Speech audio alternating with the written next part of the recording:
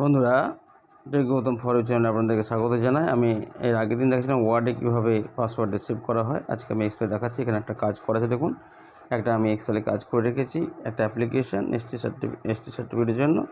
এবং সেখানে এই যে ফর্মটা আমি তৈরি করেছি, এটা যেন কেউ এডিট করতে না পারে, সেই জন্য আপনি কি করবেন দেখুন।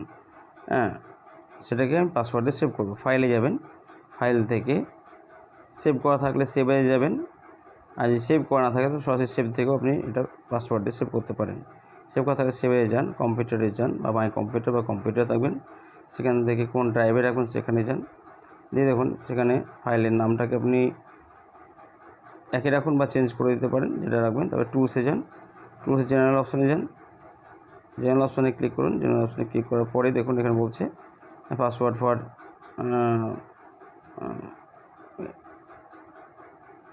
এডিট অপশানটা দিচ্ছে, ওপেন পাসওয়ার্ড, ওপেন তার পাসওয়ার্ড ফর মডিফাই অপশান দিচ্ছে, সেখানে পাসওয়ার্ডটা লিখুন, দিয়ে ওকে করুন। ওকে করার পরে দেখুন আপনাকে আবার পাসওয়ার্ড ফর ওপেন, আবার সেই পাসওয়ার্ডটা আপনাকে দিতে বলছে। ওপেন করার জন্য পাসওয়ার্ড, সেই পাসওয়ার্ডটা আপনি দিন। দেখুন তারপরে আবার চাইছে password for modified, password for modified যে অপশানটা সেটা আপনি আবার এখানে দিন। ওকে করুন, তারপরে সেভ করে দিন। বন্ধুরা, আপনার যে এটা করার পরে আপনি এটা আবার আগে যে খোলা ছিল সেটা আপনি ফাইল থেকে ক্লোজ করে দিন। ক্লোজ হয়ে গেল। বন্ধুরা, এবার এক্সেলে আপনি ফাইল থেকে ওপেন করুন।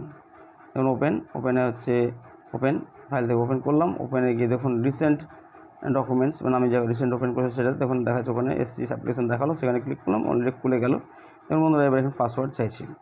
দেখুন পাসওয়ার্ড দিলে আপনি আবার খুলতে পারবেন, এবং ওকে করলে আপনি দেখবেন পাসওয়ার্ড ছাড়া কিন্তু খুলতে পারবেন না। সুতরাং বন্ধুরা, আমার ভিডিওটি ভালো লেগেছে, ভালো লাগলে অবশ্যই লাইক শেয়ার কমেন্ট করবেন এবং আমার চ্যানেলটিকে অবশ্যই সাবস্ক্রাইব করবেন। ধন্যবাদ বন্ধুরা।